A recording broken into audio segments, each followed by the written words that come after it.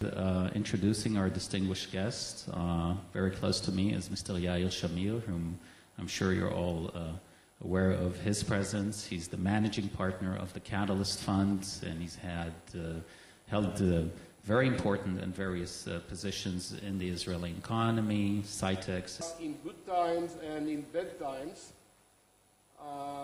when people are looking to buy, and in some times when they must sell. Whenever we do M&As in our economic groups, we do them with a long-term industrial or property owners and not with a turnaround approach. It's basically very much an industrial approach. We don't do very leveraged projects. We are not dependent on banks or on financial institutions to finance those deals. We do it as the old conservative industrial business world. And therefore, we do those mergers and acquisitions basically when we find the opportunity of adding a needed link to our industrial strategy, philosophy, and sometimes short-term business needs. I guess that as long as I've been in business, and that's many years. By the way, Micha and I studied business administration together at the Hebrew University many years ago. We do it for business considerations. And therefore, we are not so much dependent on the economic fluctuation from a deal-making point of view. We are naturally, how should I say, subject to the day-to-day needs of other companies, be it to sell or competitors who want to buy as well. And in this, we are now in a very complex situation. On one hand, times are difficult. Certain companies need to sell. They don't want to sell very often, but they need to sell. But on the other hand, there are other companies which are in the need of continuing to grow or to avoid slowdowns, who are also very much interested in acquiring. So we find ourselves in a situation where maybe there's a little bit more of offer, but there's also much more demand. So if you take price as opportunity, I can't say that there's, from our point of view, a very big difference as of today. Thank you very much. Chaim, for many Israelis, TEVA invented not only pharmaceuticals, but the world of M&A, and especially international M&A. You are doing it for the last 30, 40 years, and very successfully. We are all proud of what you do, so you work for us. What happens today from your perspective? I think that in the healthcare industry, we do not see yet a slowdown in the supply of companies for mergers and acquisitions, certainly not in Europe. We see many activities, especially in Italy and Germany nowadays, also to a large extent in the Nordic countries, and very much so all over Eastern Europe. So there is a lot of action going on in the greater Europe. I think that, just complementing to what Miki said earlier, I think that what we might be seeing in the next few years is more of the M than the A. In bad times, it makes a lot of sense to merge rather than just to acquire, to keep your reserves for a rainy day. And all of you, I think, would, of course, understand this. And other than that, I think that all the ways that we integrate companies, both we in TEVA as well as, I guess, many others, it's the same old principles that you have to keep. You have to do it openly, you have to do it honestly, you have to do it as fast as possible with a great sense of urgency. And you have to do the most logic things. And I think that people and companies that will do that will be even more successful in Europe in the coming years. Thank you. Yair, you reminded us that you are around in business for some 25 years. You have seen it all. What is the difference between the early years to the last year or two in this market? Okay. I want to give another aspect. I think that from the two speakers before me previously. I'm taking from the point of view of the high-tech. The high-tech industry in Israel and also abroad, I believe most of the companies and are supporting by funds, by venture funds or PE funds and so on. These guys are looking for exit. They put money at risk. They're developing, and at a certain point of time, they have to make returns for the investors. Along the way, those ones that they're starting from a financial point of view, but along the way, they have to deal with the thing as industrial. Otherwise, they will not improve their assets. But at the point of view, at a certain point of time, they have to sell it. So, in previous years, there was one avenue which everybody likes, was the IPOs, going public. It's enabled the company to raise money into the company, and also some of the previous shareholders, including the VCs, to take money out without hurting the company, without hurting the reserve of the company. But these days, as a result of the crisis, there's no IPO market. Maybe for a few of the companies, maybe the most famous one, the biggest one, and so on. So basically what's remained for those exit is only being acquired by a big company or another company.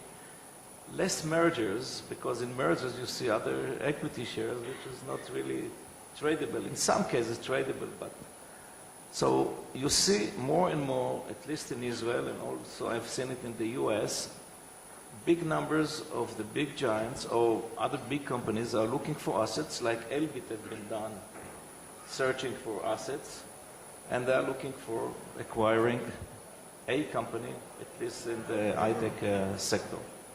The problem in this case is that if you are not attractive enough, and if you are short of cash or short of time of the funds, the price that you will get for your assets are lower. It's maybe good for the buyers, but not as good for the sellers. So companies today, you can see, at least in Israel, you can see a lot of good companies that in regular or natural state of markets that we have been seen in the past could go public.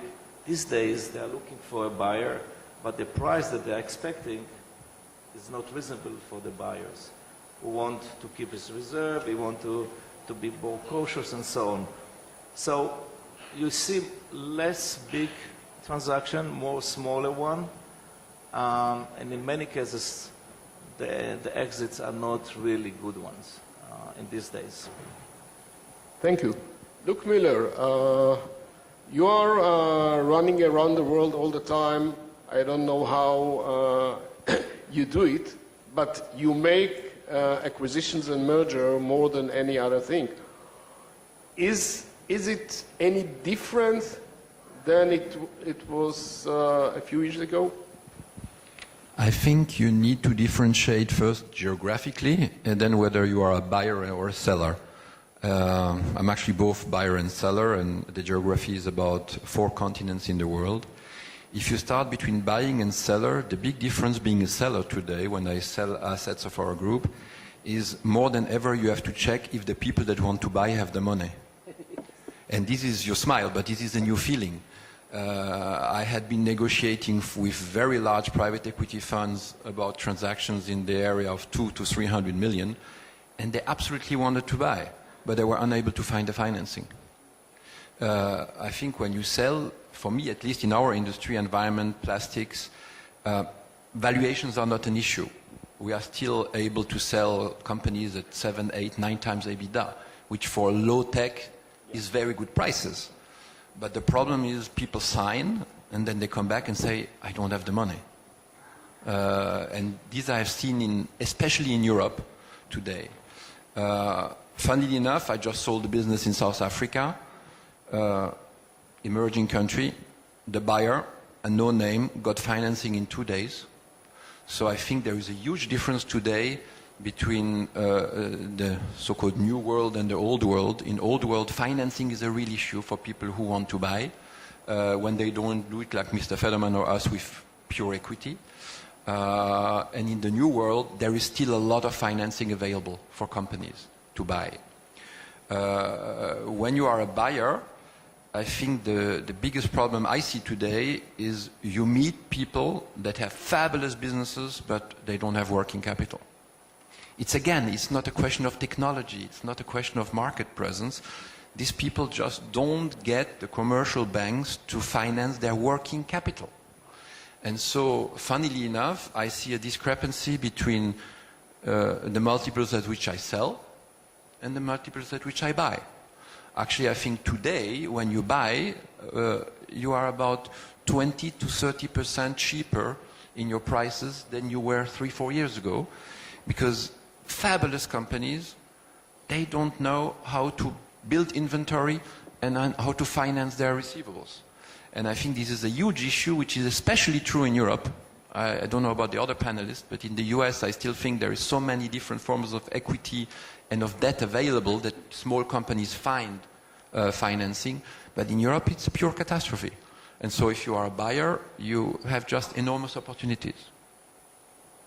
Thanks. We'll take on from your last comment, as our audience here is professional and they want to go home with something.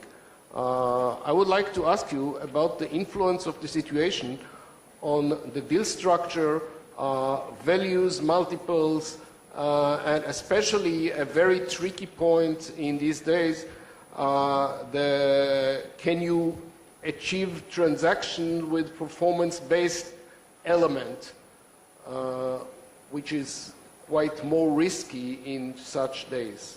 Miki, please. Well, in a way, I addressed it before when I said that at least in the two fields I know well, which is the defense world, the defense electronic world, and let's say hotels and property.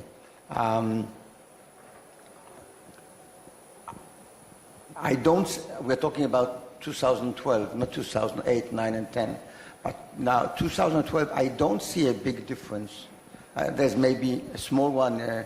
Luke said that he feels that he can buy 20% cheaper than recently. I am not aware of this situation. In the defense electronic business, our competitors are the big companies. They have a lot of cash, and they have a need to grow.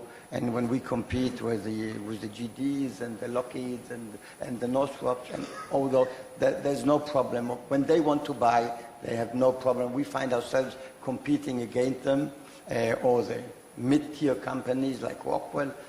We are in the same situation as we were before, excluding the 2008-2010 period, which was a very, very unusual. Roger talked about the Lehman Brothers one-in-a-lifetime situation. That's excluding that time. We don't see I must be honest, we don't see a big difference. Yair, do you see any difference in the market? I can say two things. One, if we usually, in the past, we used to see mainly, in Israel, mainly American company buying to acquire and some Europeans one. Today we are seeing more Chinese, it was mentioned. I don't think there is a month without 2, 3, or 4 delegations looking for potential assets to be acquired. You can see a lot of Indians who coming